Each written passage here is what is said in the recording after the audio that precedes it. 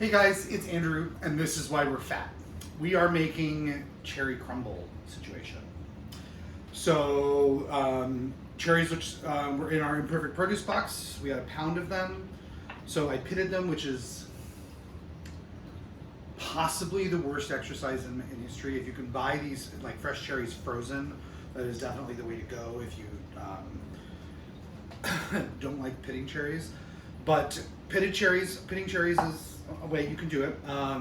Frozen cherries, you handle slightly different than fresh. So fresh cherries you want to macerate overnight in the sugar. So we have 1 cup of sugar on top of these cherries, and we let them soak in that sugar and really dissolved it on top of them overnight.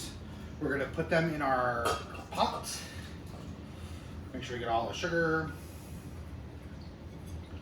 And we're gonna start cooking the cherries before we put them in the dish and then into the oven. So we're gonna try to do this so you can see everything.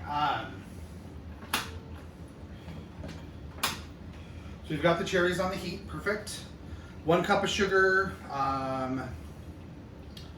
sorry, half a cup of sugar, I lied. 2 tablespoons of lemon juice, because you need that kind of brightness. And 2 tablespoons of cornstarch. And you're just gonna stir that in. I feel like I got everything out today and it didn't work, I couldn't say. Just kind of mix that in. Like that, perfect.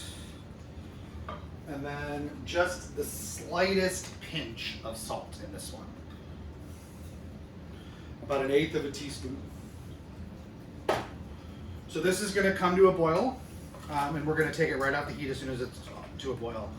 While we're waiting for this to come to a boil, though, let's make the crust, kind of the mix that's going to make this tasty. So we have here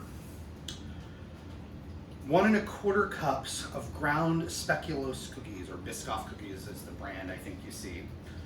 1 cup of all-purpose flour, half a cup of sugar, 1.5 tablespoons of baking powder. We're going to give that a whisk, kind of combine it all. The speculoos cookies offer a slightly varied texture here, but they also offer a super good flavor that complements the cherries really well. It's not just this sweet kind of buttery crust. There's this kind of nutty, kind of deeper flavor that comes with the speculoos cookies. So we're going to put in half a cup of butter, melted, half a cup of half-and-half, and 1 whole egg. And we're going to mix that in, get it all combined.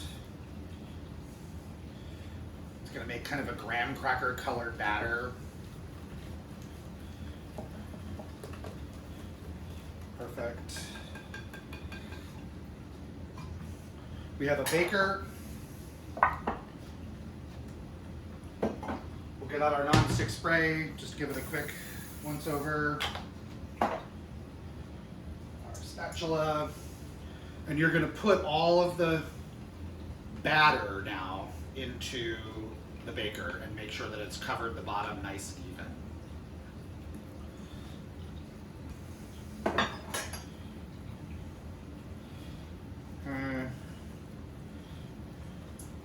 Doesn't have to be super perfect, but you want to get it good. So it should look like this when it's done.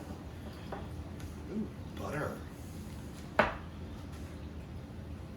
let's check our cherries.